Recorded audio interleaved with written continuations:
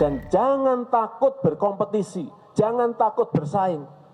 Saya meyakini anak-anak muda kita bisa bersaing dengan anak-anak muda dari negara-negara lain. Saya yakin itu.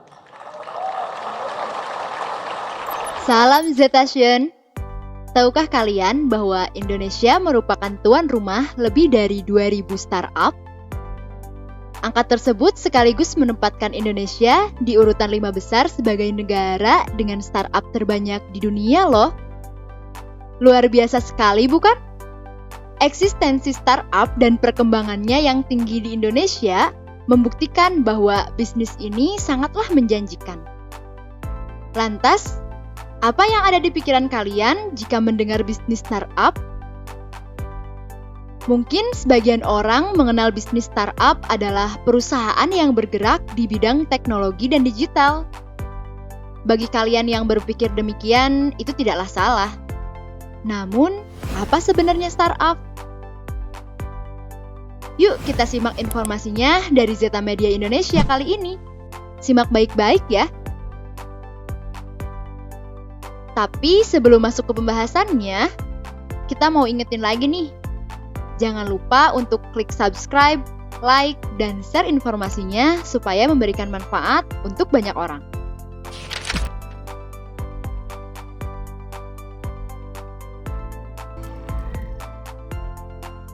Apa itu startup? Startup adalah perusahaan rintisan yang sedang dalam tahap pengembangan. Baik pengembangan dalam produk, pelayanan, pangsa pasar, model bisnis, dan lain-lain. Startup sendiri secara literal berarti rintisan. Jadi, bisnis startup dapat dikatakan sebagai bisnis yang masih merintis. Jika diibaratkan, startup seperti sebuah perusahaan yang masih remaja, masih banyak perubahan, dan tentunya masih dalam tahap pendewasaan. Jika startup sudah dewasa, maka dapat dikatakan sebuah perusahaan yang sesungguhnya. Bisnis startup biasanya lebih mengutamakan ide-ide baru dan memberi solusi permasalahan bagi konsumen. Bisnis startup juga biasanya mengandalkan teknologi untuk membantu pertumbuhan bisnis.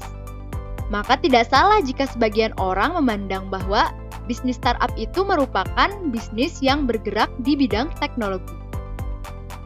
Nah, lebih jelasnya lagi, mari kita pinjam pengertian startup menurut Neil Blumenthal, seorang CEO founder dan co-CEO dari Warby Parker.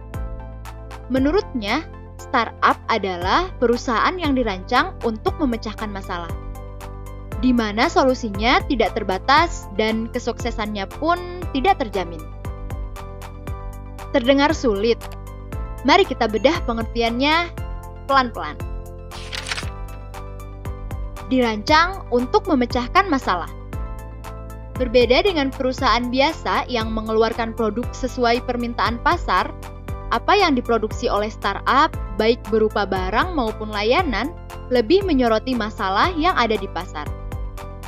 Hal ini membuat produk startup menjadi solusi bagi sebuah masalah. Hal ini membuat produk startup menjadi solusi bagi sebuah masalah yang dirasakan oleh banyak orang.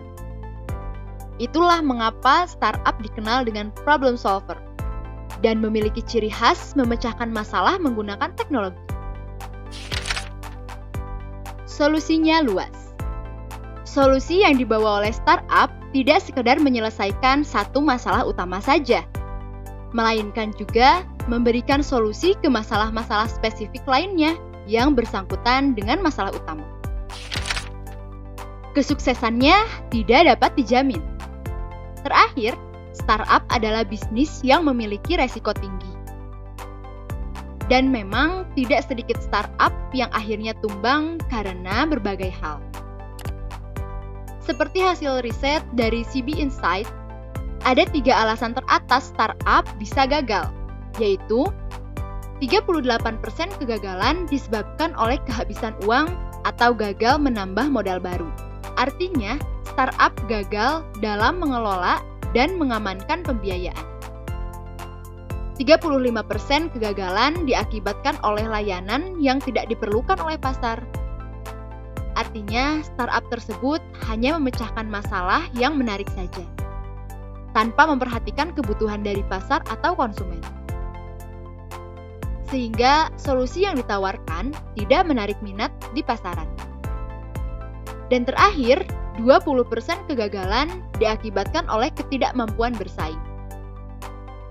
Terlepas dari asumsi bahwa startup seharusnya tidak memperhatikan persaingan, tapi kenyataannya, begitu sebuah ide menjadi panas atau mendapat validasi pasar, sehingga orang lain mungkin mencoba memanfaatkan peluang tersebut dan memunculkan persaingan. Nah, itulah penjelasan mengenai apa itu startup. Namun, bukan berarti startup itu tidak bisa sukses loh. Banyak sekali startup yang dapat bersaing dan bahkan mendapatkan predikat yang mengagumkan, seperti unicorn, dekakorn, dan lain sebagainya. Mudah-mudahan informasi ini dapat bermanfaat ya. Ikuti terus Zeta Media Indonesia untuk informasi lainnya tentang startup di episode lainnya. Bye-bye!